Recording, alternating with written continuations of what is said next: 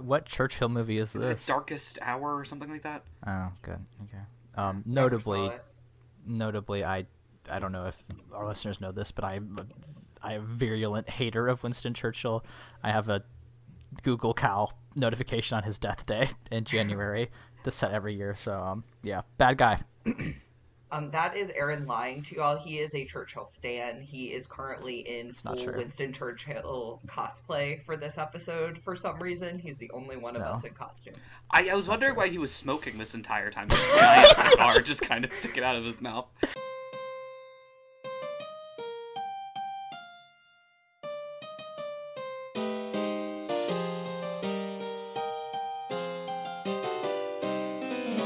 Welcome to Bible Boys, a podcast where two ex-evangelical siblings and an ex-Catholic non-sibling watch Christian media and either praise or condemn it.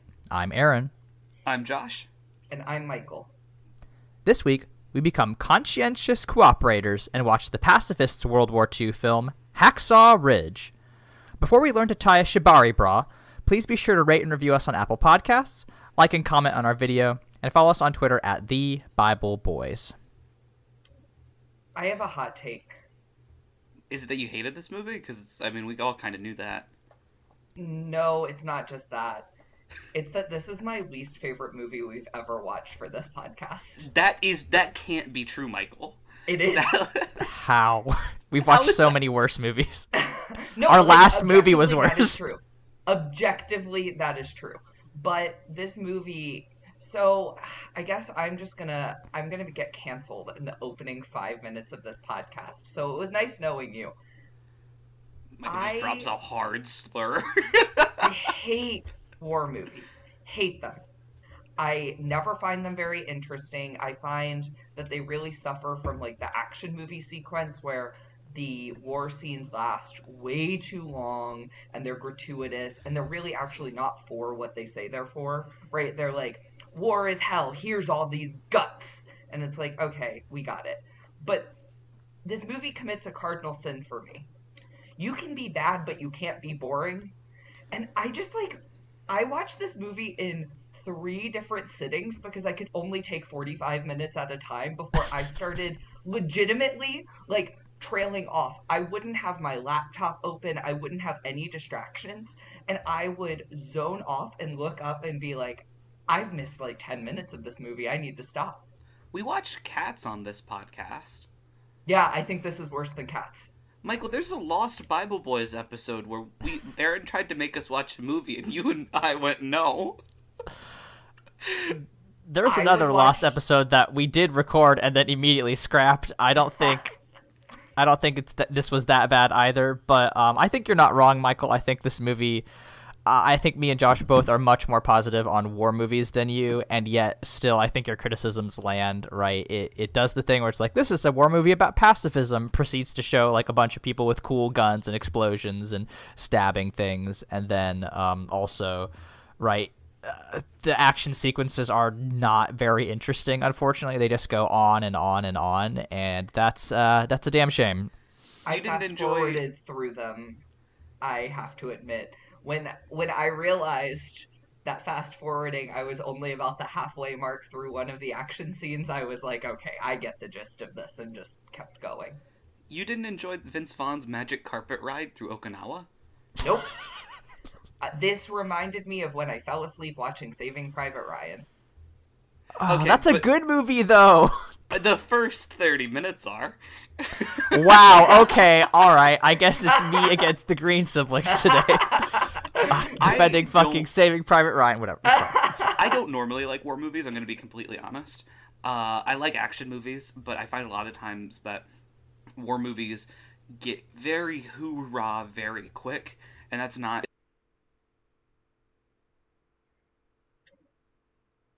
honest with you guys. I know a lot more than I should about Seventh-day Adventists, and I know a lot more than I should for being 22 about World War II. So this movie tickled a lot of spots in my brain that I was just like, oh, this will give us stuff to talk about. But boy, howdy, I felt every minute of that 2 hours.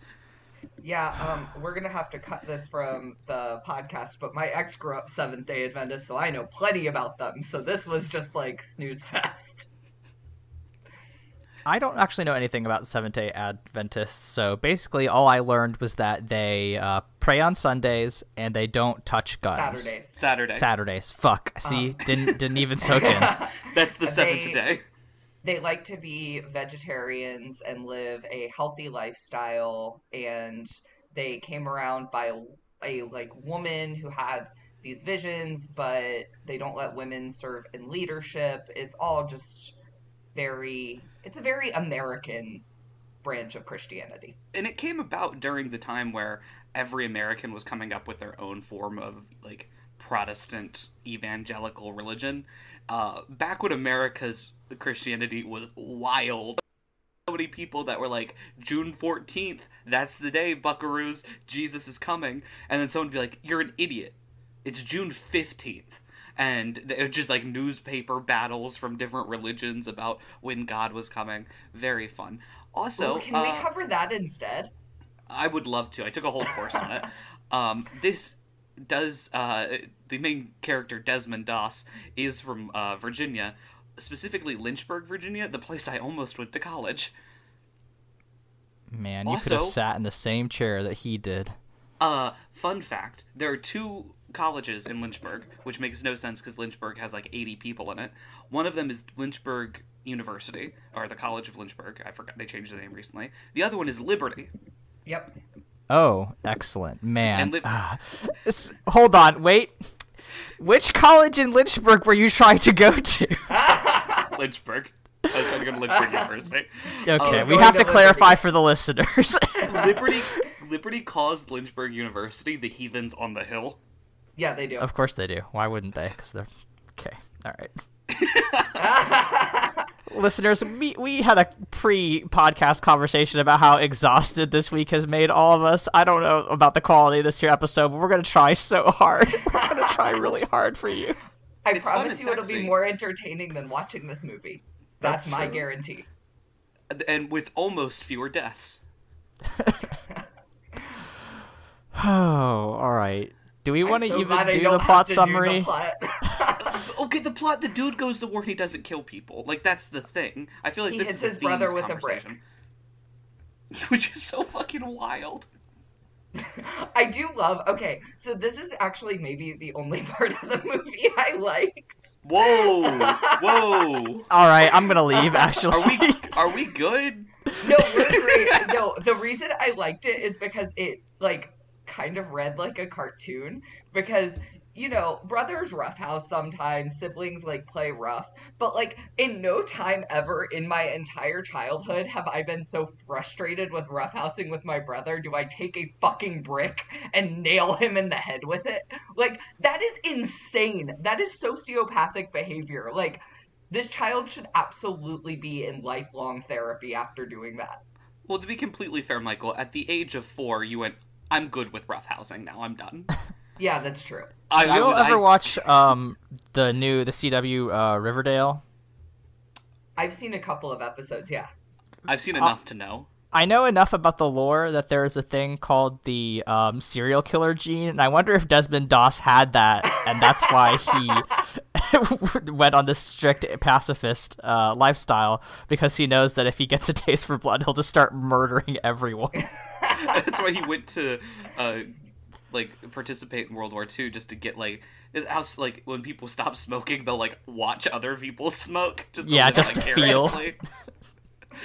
So let me just get the big points of this. This dude's Seventh-day Adventist, which are very pacifistic, and he points to the "Thou shalt not kill," which is wild that that's in the Old Testament. Anyway, but Desmond Doss tries to join as combat medic. People bully him because he's one of them Christians. Gotta bully him, and eventually he is able to join the military and participates during the Battle of Okinawa, where he saves 75 soldiers during a conflict on Hacksaw Ridge. The movie should have cut out so much from the beginning and focused more on what the dude actually did. I also read a bit about this guy, and he is a fascinating individual to look at, because he did literally save 75 people without carrying a weapon in Okinawa, one of the like worst places to be in 1944. Like, yeah, I think that the fact that this is a true story makes it much more interesting. Like they showed clips of the guy like giving interviews to the camera at the very end, and like he was, he seems like a weird dude, but like it seems like all of the stuff that happened did actually happen, except for maybe some of the cooler action movie sequences. But like, yeah, it's such a strange thing that this guy actually existed, and like I'm kind of glad that he did, because like I think it's very nice that there's a a story that was like, hey, I want to join the military but not actually kill people. Like, that's kind of the ideal of why we have militaries, is like solely to protect people. But like, yeah, I don't know. It's all weird. He read as a very strange character in the film to me. Yeah, I couldn't quite. He came off incredibly preachy in the movie, and like even the other characters point that out. Like when he gets court-martialed, and at one point the other, like the people giving the court-martial, the other soldiers are like, dude just flaunts the fact that he is not listening to us and like to carry on. And I'm like, he does. He's kind of a douche about it. Here's the thing. Like, okay, so they explained that this guy, there was a big fight between his alcoholic mom and his alcoholic dad and his mom. And like, his dad threatened his mom with a gun. He took the gun away from his dad and like pointed it at him.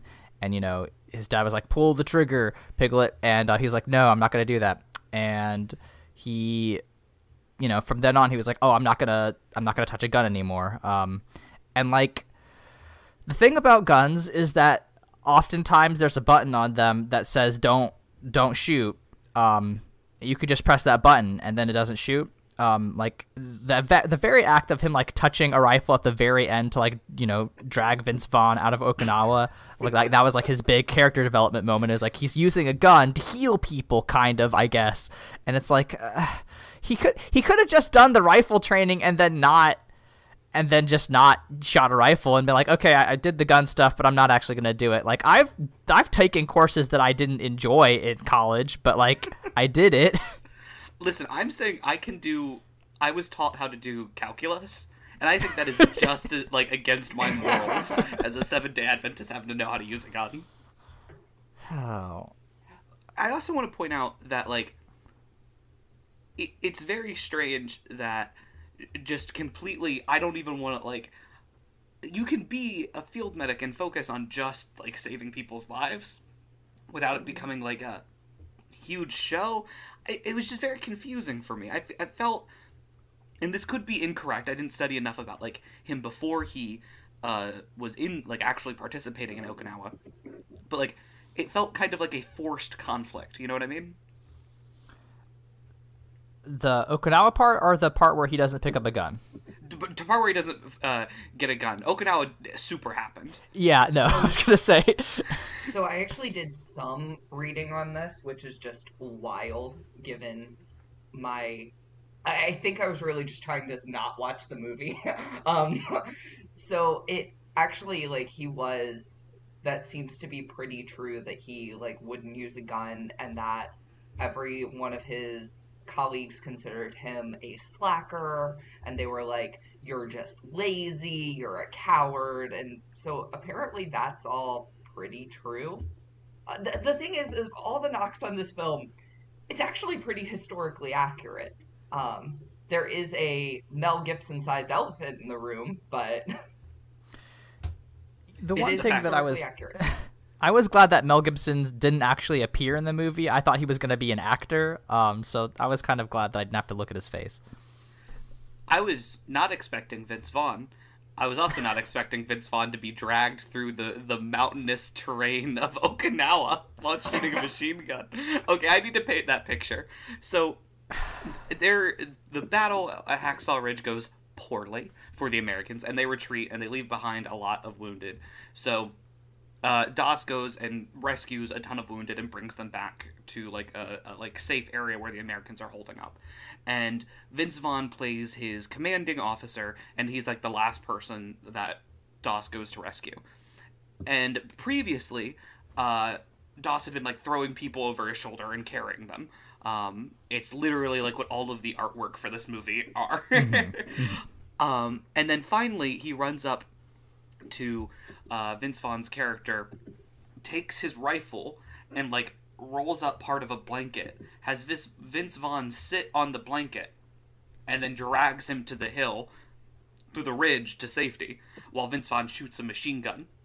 It is the most buck wild thing I've ever seen in my entire life, because it is implying that there is a perfectly uniform flat piece of ground that stretches for like, and I'm not saying that like you need to know anything about Okinawa to know that's not correct. I'm saying you need to like have seen the scenes that appeared previously in the film to go, really? With big fucking artillery craters everywhere, yeah. To be fair, if you fast forwarded through most of those scenes, it is pretty believable. If that's the only scene you've ever seen in this movie, you'd go, wow, yeah. They were fighting on the flat plains of Iowa. Yeah, I'm trying to think about anything interesting to talk about in this movie. We could talk about not hitting on employees at their workplace. That's important. Okay, that's something that like humanity still has not learned, but boy howdy does it need to. How did you all feel about the romance between Desmond and his wife, who is apparently way hotter than him, according to his bully friend? Every romance that happened prior to 1990, I think probably wasn't cool. I mean, I felt like it was strange. I thought the whole, like, flirting over the shared medical interest was kind of nerdy. I guess it's fine. I don't know. I think that I was just having more of a, like, meta opposition to this film for, like, Mel Gibson reasons, for, like, you know, is this the person we really want telling this story about a conscientious objector?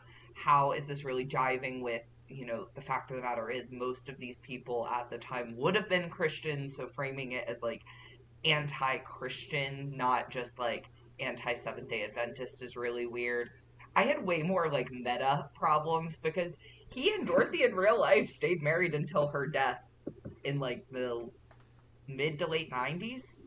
Yeah, she died in 91. Yeah, I don't know. If she was fine with it, I guess I'm fine with it.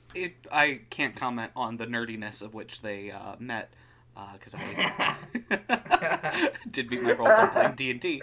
Also, don't flirt with people when you play D&D with a friend group. Not cool. But yeah, the romance was definitely weird. I am glad they introduced it because it did seem to be a very important part of this guy's life. Like he did seem to like care a lot about that. If this wasn't made by Mel Gibson, I think I would have liked it 20% more. Here's the thing. I mean, Mel Gibson stuff notwithstanding, because we cannot separate the fact that Mel Gibson directed this movie from this movie. But, like, I do think the relationship between Dorothy and Desmond is, like, the only relationship that, like, even remotely makes sense. Like, yes. There are, like, I would say maybe 3 other characters that are related to Desmond in this movie. There is his dad, there's Vince Vaughn, and there's his bully friend. His dad, right, like, the big moment of, you know, the climax of their relationship is when his dad comes into his court-martial and gives him a letter because his dad did him a favor and talked to, you know, like, a guy who is still in the army and who's like a general now, and he basically got a letter from that general to give to the colonel who was doing the court-martial, and it was like, hey, it's cool if my son doesn't carry a gun, just be cool for a second. And, like, I don't know that would repair the relationship between, you know, Desmond and the dad, considering the dad, like, beat them constantly and almost killed their mom. Like, I don't really buy that as an important, you know, character moment. Like, it is I'm sure it happened. I'm sure it was, like, you know, important in this guy's life, but I don't buy it as a thing that drastically changed their relationship forever. Like, the bully friend, I mean, like, basically this guy is, like, really mean to Desmond because he gets them extra KP and, you know, gets their passes revoked. And eventually he goes to respect Desmond because he won't rat on him when all the other guys just beat him up, and he makes a cool joke about how he sleeps hard, and like that was probably that was my favorite point in the entire movie, unfortunately. But like again, like I guess like if you spend so much time with each other and you suffer with each other, like you do grow very strong bonds with the people that you serve in combat with. So like I guess that's fine, but like I didn't really think that the relationship was super interesting. It was just like we're brothers in arms. Like that's a pretty standard trope. The least believable relationship is the relationship between Vince Vaughn and Desmond. One, because it's fucking Vince Vaughn. You can't put Vince Vaughn in things anymore. I'm sorry. He has Vince a face Vaughn that knows about Twitter. Like, every time I look at him, I'm like, oh, where's Owen Wilson? He's gonna crash a wedding. Exactly. It's like, this man is just a playboy. What are you doing in here fighting the Nazis? I am always so nervous. Like, whenever I hear, like, oh, World War II movie, I'm like, interesting. And I'm like, did they pick the correct villain to show in a World War II movie? Or did they show the other villain, which might get a little rough? And let's talk about that. Yeah, you don't have a choice in this one. If he was fighting the Nazis, it would be weird because he just didn't. I will say that I did find it interesting that, like, they showed in the movie an injured Japanese soldier that just doesn't attack Desmond when he sees him. Desmond, like, gives him a patch to hold against a wound and some morphine, and the Japanese soldier is like, oh, cool, rad. I thought that was an interesting scene. That was the only scene that comes directly to memory of a Japanese person not just immediately murdering someone. Yeah, so World War II is complicated, right? Because, like, right, this is where I reveal myself as less of a progressive person than maybe all the other people in the circles that I run with, which is, like, I'm actually pretty happy with the way that, not necessarily that we ran World War II, but the fact that we did fight, both the Japanese, the Imperial Army of Japan and the Nazi army, because I do think that there were imperialist, fascist forces that needed to be, destroyed with military force. This is want to be extremely clear, not a defense of the atomic bombings. That's a completely different thing. I was so nervous for a quick second. Yes, yes, I needed to make that explicitly clear. I don't agree with the way that we deployed the atomic weapons. We needed to show the Soviet Union we could nuke whoever we wanted. No, I've watched some videos about that. Anyway, this is when I make us watch a bunch of Studio Ghibli movies to de-radicalize Aaron. Yeah, no. Princess Mononoke. But like, right, there is definitely some nuance in being like the way that America did its war against Japan was like very motivated by racial tensions and feelings, hence the atomic bombings. Right, they're they didn't, like, everybody. I've read a lot of World War II stuff too, and like there is a big difference in the way we talk about the noble German soldiers. Like, we call them the best soldiers in the entire world, despite the fact they were running literal death camps, and like compared to the slurs that you use against the Japanese people. Like, I don't want to defend the Japanese army in World War II. Absolutely, I don't, because they are guilty of war crime. Listen, the Poppy War is my favorite fantasy series, and that's all about Japanese war crimes in Asia. So like, it's really not that, but I do think that it is very strange in the ways we try to not only, I guess, in progressive circles, valorize, not, taking up arms, but also like especially in this film where it's like, peace is good, and not fighting again and not shooting guns is, really cool because this guy was standing up for his beliefs. But like, I just truly deeply believe that there are some, like governments and, organizations that do need to be resisted with force. I do definitely agree with you. As someone who has unfortunately read a lot of like primary resources on this stuff, it gets real bleak. But if you just want the most simple understanding of how we looked at the difference of the people we fought in World War II, what do we say when we fight the people in Europe? We're fighting the Nazis. Who do we say we fight when we're fighting in Asia? The Japanese. there are Germans if who are we're Nazis. using that word and not the shortened word, which is a slur. Yep, yep. That. Even the way they would refer to them, the amount of times that Japanese soldiers are compared to insects or animals, or all of Dr. Seuss's good earlier works. Yeah, yeah. And just to like maybe scale back a little bit and like zoom way out. I think that one problem I have with this film is, and you know, I'm outing myself as a personal pacifist, but like a overarching pragmatist with these things because I agree with you, Aaron. Like there are war and conflict should be literally our last resort. But it's kind of hard to look at the Second World War and go, oh, we could diplomacy our way out of that. Like, Yeah, like maybe literally the only good war America's fought. I guess the United States Civil War also was pretty good. but you know, like, I was about to say we did a whole other episode. what this film kind of like trips over is, I think, a problem of a lot of war films is it doesn't really take a side on if war is good or bad, and that's because it's a gray area issue. But just to, I guess I'm just gonna be a Ghibli stand on here, but I think that a really more interesting perspective is war is hell for people. It's not the governments that really suffer, it's civilians, it's everyday people, it's, you know, the people who are fighting it, but also the people at home.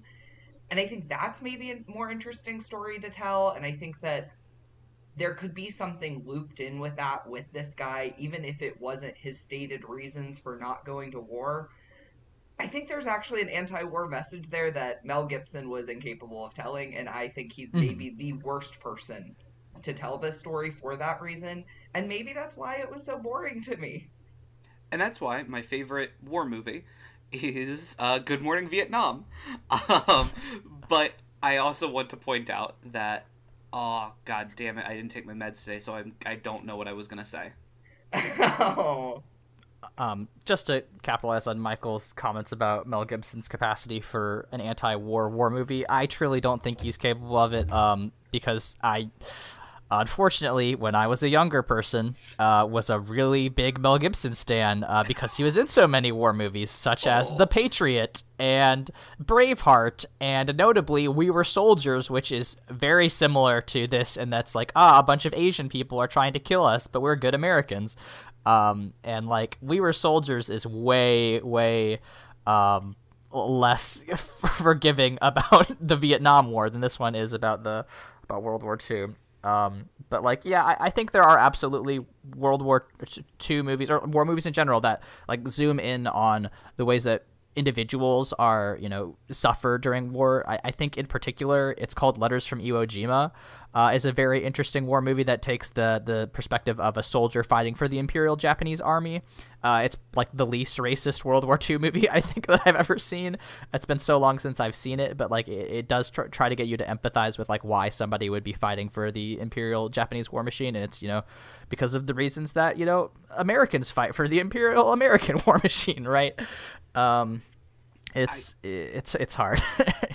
I do need to say, I do recommend, if anyone wants a more gray examination of the specific individuals that were fighting in the Japanese army, I recommend reading some of the journal entries of the kamikaze pilots prior to their missions, because you will get a lot of very hateful, very upsetting things, and then you will also get people going, I don't want to do this, but I have to do this.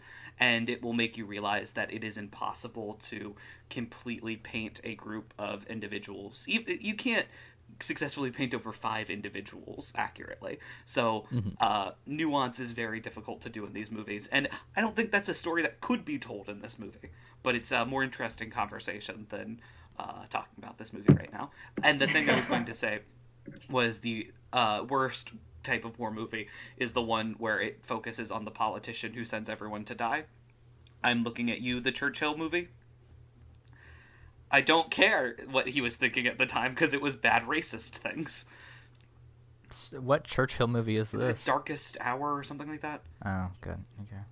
Notably, I I don't know if our listeners know this, but I'm a virulent hater of Winston Churchill. I have a Google Cal notification on his death day in January that's set every year. So yeah, bad guy.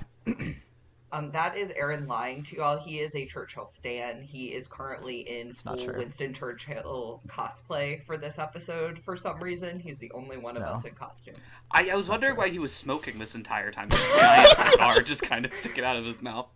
He also said he's gonna get drunker as this goes on and start really like slurring and saying things that make no sense at all, just like the real Winston Churchill. You also said some questionable stuff about like people from India, and I was not cool. Like it made me feel uncomfortable. Today is the 2-year anniversary of me finishing the draft of The Chains Nothing Can Break, which is explicitly a condemnation of Winston Churchill.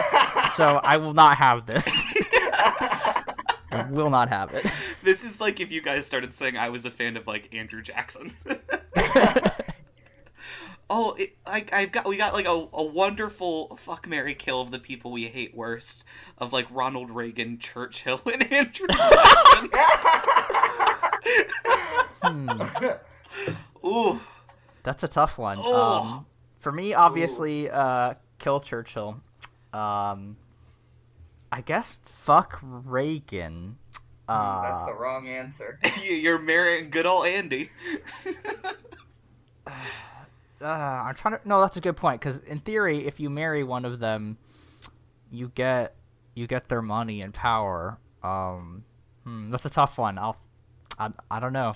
There's no right answer. There's not a good answer in this trifecta. If I cut off my junk, do I get to like skip around? Like, no, I think that you have to answer. Aaron answered, so we have. Yeah, you got me there. I'm killing Ronald Reagan. I am like bringing him back from the dead just to watch him die again. Well, thankfully, all of these people are dead, which is the only good thing about this question. I mean, I think you gotta marry Churchill. I'm probably marrying Churchill. I hate to say it. I can't believe you all. I think I am with Aaron that you have to fuck Reagan. No. Because I am. It's just the irony of it, right? Yeah. Because then I got when people say fuck Reagan, I'll go already did. Like it's funny, and then I'm driving a knife into Andrew Jackson's skull. Nah, I guess I'm fucking Jackson. I guess. How many times have you said that sentence?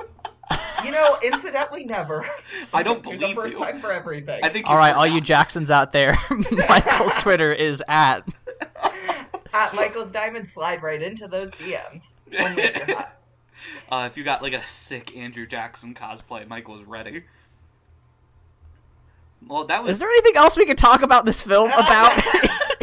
We haven't talked about it very much, is the thing. I have like a whole like Mel Gibson diatribe to go on, but I'm saving that for the end, so. I mean, he's racist and bad. I'm saving it for the end. I don't know that this isn't the end, Michael. I don't know what else there is to talk about. I mean, like, Mel Gibson is proof that cancel culture isn't real. Like, just plain and simple. If someone can say the things he has said and do the things that he has done, like, I'm not even going to repeat any of them because they're just, even the ones that are not inclusive of slurs are so grotesque that anyone who could say them drunk, sober, anything in between should never really work in the public eye again. You do not have the right to a job in the public eye. That's just fact. And the fact that people have lined up to work with Mel Gibson, to me, is the same level of gross as the people who line up to work with and defend Woody Allen. Like, go fuck yourselves, honestly. Actors, you understandably do things based on agents and contracts and all of that, but you do have some pull and some say. And Andrew Garfield, this is your worst film that you've been on this cast. I loved Silence. I think you did great there, but this ain't it. I cannot believe that there's a film where your co-stars would be Mel Gibson, Mark Wahlberg, and Will Ferrell. I'm of course talking about the motion picture. I was thinking Daddy's the exact Home same 2. I was thinking about that. I was thinking about how much I hate Mark Wahlberg also for being a racist. Oh, also John Lithgow. John Lithgow. Just the most cursed movie imaginable. Never Hell, seen blood it, rotation. but holy shit. Ugh. Easiest fuck, marry, kill ever. I guess so. I guess that's the title of this podcast, because all we're doing is playing Fuck, Marry, Kill. We're not talking about Hacksaw Ridge at all. I saw a post that was like, how many times do you think you've been kill in Fuck, marry, kill? And I haven't stopped thinking about it. You know, I am always the fuck, never the marry. I know that about myself. I feel like I'd always be the Mary. I'm a great partner. Ask my wife. I kick ass. You do have husband energy. Yeah. Well, the only husband on the cast. That's Mike true. was the least husband on the cast. And I guess I'm the least alive on the cast. Oh, that's not true. Yeah, listeners, play Fuck, Marry, Kill with us. Don't. Actually, don't fucking do that. Actually, do it and tag us. Send it to Michael. Fun. If you tag me, I will perma-block you. This is the worst game for my girlfriend to ever play. That is a nightmare for her. Yeah, because she knows both of you. This is a cursed cast, y'all. This is unhinged. Is there any other wild shit in this movie you want to talk about? No. Okay, there's one pretty good bit in the beginning when they're in boot camp, where Vince Vaughn comes in to dress them down and be like, "I'm your new sergeant, and I'm big and mean." And like, listen, Vince Vaughn is the least intimidating person in this movie. So like, you know, it doesn't work super well, but like, there is a very good part where he's like making fun of all the kids or the new recruits. Like, one of them is naked, so he makes him go through a run in the woods naked. And then he calls. There's one of them who they've been like playing this game where they're throwing like a knife at each other's boots, and you know, right before they lined up, one of these guys got hit in the boot. And like Vince Vaughn goes over and he's like, "There's something off about your presentation, Private." And he's like, "There's a knife in my boot, Sergeant." And he says, "Ah, I see. What's your name?" And he gives him his name. He's like, "No, that's not true. Now your name is Private Idiot." And I was like, "That's pretty good." So yeah, those were, you know, between that and the I Sleep Pretty Hard, those were the two times that I laughed in this movie. That was it. So They did make a hot guy run around naked, so I guess that wasn't the worst thing ever. yeah, there's something in this movie for everyone. Did you guys know Mel Gibson's son's in this movie? Yes, he's is he the Italian? He is Lucky. Lucky. Oh, Ford. okay. His name is Milo Gibson. Milo. I also want to run through some of the nicknames they have for these people because they're the most war movie nicknames I've ever heard. Mm-hmm. You have Hollywood, Teach, Grease, Tex, Lucky, Hal, Smitty, and Ghoul, and then of course Chief. Okay, so obviously you're Teach. Aaron, what are you? It's probably a racist one because they already gave one of the man a racist name. So No, you're right. Aaron's Hollywood. Aaron's Hollywood. great, good. I'm the naked guy. Excellent. Aaron Hollywood, whatever his last name is. And what would my nickname be? So we have Teach and Hollywood. Ghoul's pretty funny. Ghoul is good. I don't think Michael's Ghoul though. Definitely not Hal. No. Could you imagine you're getting nicknames? The people in front of you are Hollywood, Ghoul, and Grease, and they look at you and go, "Your name's Harold? How?" Yeah, that's such a disappointment. It's like, come on, guys, you couldn't put any effort into this. I'm gonna go Michael Grease Green. I hate that. You're canceled. Just like Mel Gibson. I think every one of us has been canceled at some point during this episode. This sucks. I cannot believe you just said the sentence "canceled" like Mel Gibson, implying I've done anything on the level that he has. No, what I mean by that is if you listen to me, if your ears were open listening to your wonderful podcast host, what I've said by that is meaning you'll work again tomorrow. What a weird cast we had today, boys. Yep, this one was, a little bit of a disaster, but we're a little bit of a disaster, so you'll have to forgive us, listeners. Speak for yourself. I'm a lot of bit of a disaster. I'm still so happy I made us watch this. I'm glad we watched it. This was a fun conversation, at the very least. We've laughed more in this podcast than we have during some of our comedies. Yes, that's true. Should we give our ratings? I fucking guess. Aaron's like, the podcast responsibilities. I